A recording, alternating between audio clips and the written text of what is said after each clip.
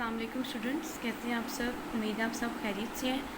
आज हम पढ़ेंगे biology chapter number 7 bio energetics. हमने प्रीवियस लेक्चर में स्टार्ट किया हुआ था टॉपिक एनर्जी करेंसी एटीपी का। हमने वहाँ पे पढ़ा था कि एटीपी को हम क्या कहते हैं। अगर हम बात करते हैं एटीपी की तो हम क्या कहते हैं। एटीपी हमारे पास क्या आ जाती है, एडिनोसिन ट्राइफॉस्फेट। ठीक है, इसके बाद हमने पढ़ा था अगर हम लोग एटीपी में से एक फॉस्फेट को हमने पढ़ा था जो एटीपी वो किस में मुश्तमिल होती है, 3 फॉस्फेट ग्रुप पे। ठीक है, हमने पीछे पढ़ा था अगर हम इसमें से एक फॉस्फेट ग्रुप जो है ना वो निकाल देते हैं तो बाकी क्या बचेगा हमारे पास, एडीपी। एडीपी को हम क्या कहते हैं, एडिनोसिन डाइफॉस्फेट। एडिनोसिन डाइफॉस्फेट का क्या मतलब है कि इसके अंदर डाई का क्या मतलब है, 2। इट्स मीन कि इसके अंदर कितने फॉस्फेट प्रेजेंट हैं, 2। ठीक है, ये 2 प्रेजेंट हैं अभी भी। अब हम कहते हैं हम एडीपी की बात करते हैं। एडीपी में हमारे पास कितने फॉस्फेट ग्रुप प्रेजेंट हैं, 2। अब हम इसमें से अगर एक फॉस्फेट ग्रुप निकाल देते हैं और हमारे पास क्या बचेगा बाकी, एएमपी। एएमपी को हम लोग क्या कहते हैं, एडिनोसिन मोनोफॉस्फेट। मोनो का क्या मतलब होता है, एक। ठीक है, ये मैं आपको पढ़ाया था ना टाइप्स ऑफ मॉलिक्यूल्स। मैंने इसमें बताया था कि जो मोनो टर्म होती है किस लिए यूज़ की जाती है, 1 के लिए, डाई 2 के लिए, ट्राई 3 के लिए। तो ये आपके एटीपी का। अच्छा, अब हमने कहा था यहाँ से देख लीजिए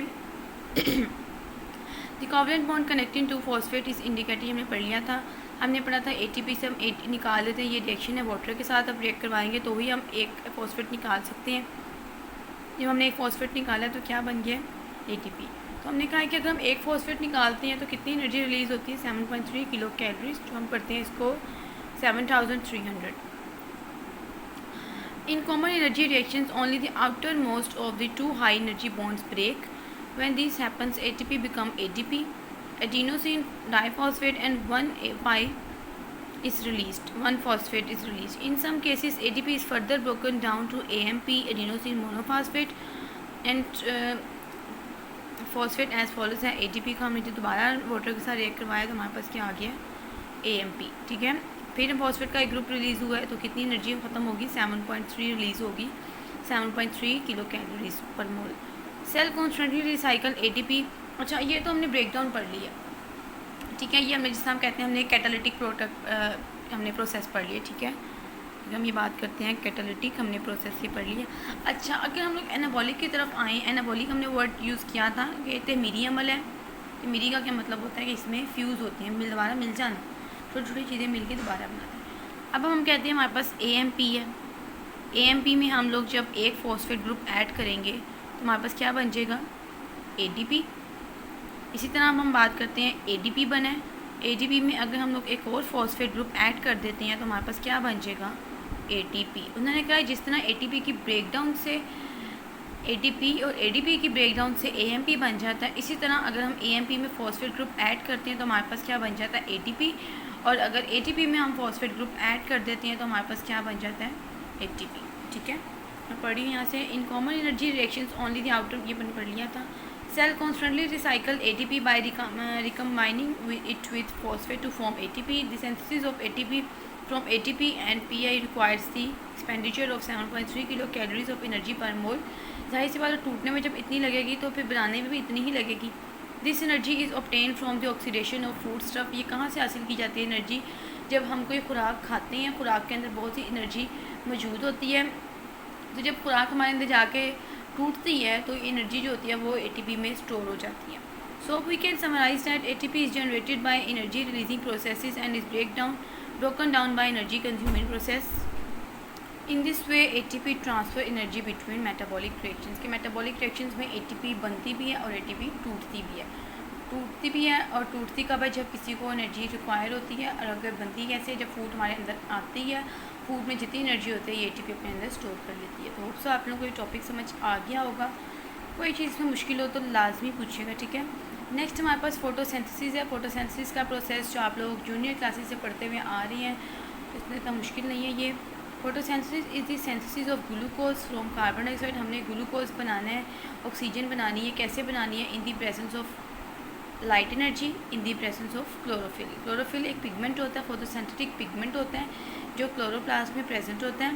ये हमने चैप्टर नंबर 4 पढ़ा था, उसमें हमने क्लोरोप्लास्ट का टॉपिक पढ़ा था। तो मैंने आपको इसमें बताया था कि क्लोरोफिल जो होता है एक पिगमेंट होता है ग्रीन कलर का, ठीक है। Photosynthesis is an water in the presence of sunlight and chlorophyll with oxygen as by product. Oxygen जो होती है वो बना देता है जिसे हम लोग इस्तेमाल करते हैं। कार्बन डाइऑक्साइड वो यूटिलाइज़ करता है, सनलाइट यूटिलाइज़ करता है, वाटर लेता है, लाइट एनर्जी लेता है, क्लोरोफिल लेता है, और तमाम चीज़ों से वो क्या बना देता है? हमारे पास ग्लूकोज बनाता है। ग्लूकोज में हम खाते हैं, खुराक के तौर पर इस्तेमाल करते हैं, और हमारे लिए थोड़ा पानी भी बना देता है, और क्या बना देता है? ऑक्सीजन भी बना देता है as a by product.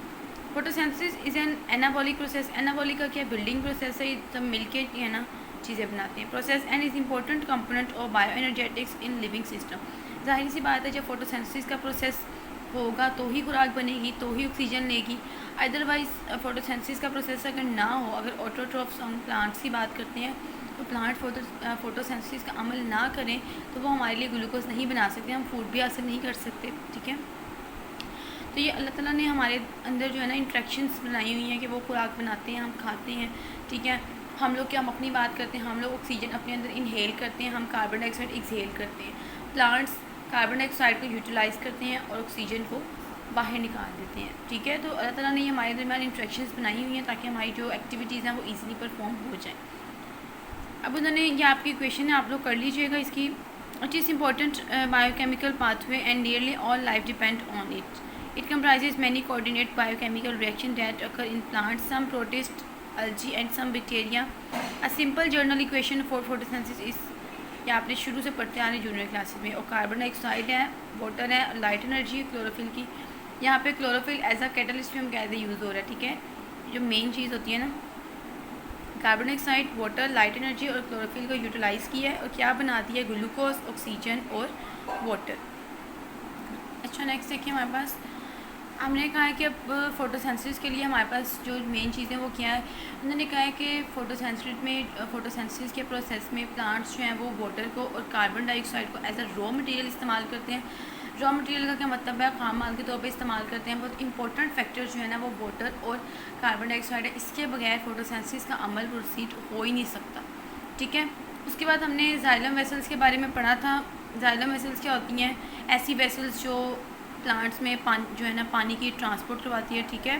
Xylem मैंने आपको बताया था, हमने जाइलम और फ्लोएम पढ़ा था चैप्टर नंबर 4 में। फ्लोएम क्या करती है? फूड की कंडक्शन करवाती है, और जाइलम टिश्यूज क्या करते हैं?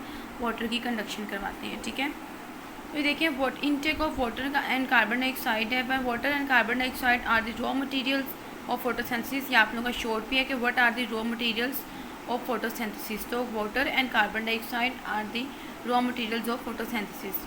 Plants have mechanism for the intake and transport of this raw materials. हैं उनके पास, प्लांट्स के पास ऐसे निज़ाम मौजूद होते हैं जिसकी वजह से वो इनकी ट्रांसपोर्टेशन जो है वो करवा सके। वाटर जो होता है present in soil is absorb by roots and root hairs है। रूट के अगर हम कहते हैं हमारे पास रूट्स हैं तो इसके नीचे क्या होती हैं? रूट हेयर्स होती हैं, ठीक है, जो पानी को अब्जॉर्ब करती हैं through osmosis. This water is eventually transported to leaves through xylem vessel. Xylem vessels क्या करती हैं? इस पानी को लेती हैं और कहाँ तक ट्रांसफ़र कर देती हैं? लीव्स तक।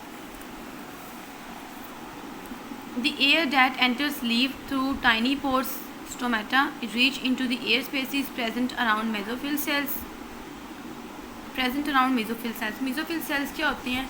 ये अगर हम कहते हैं हमारे पास ये लीव है तो ये लीफ पे mesophyll cells जो हैं वो प्रेजेंट, तो ये लीव्स हैं, लीव्स पे इस तरह सेल्स मौजूद होते हैं जिसे हम क्या कहते हैं?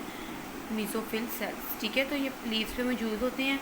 तो इन्होंने क्या है? The air that enters leave through tiny pores हैं, टाइनी पोर्स के थ्रू एंटर होती है और कहाँ पे जाती है? एयर स्पेसिस में। एयर स्पेसिस कहाँ प्रेजेंट होती हैं? mesophyll cells के इर्द गिर्द। The air carries carbon dioxide which get absorbed in the thin layer of water surrounded mesophyll cells।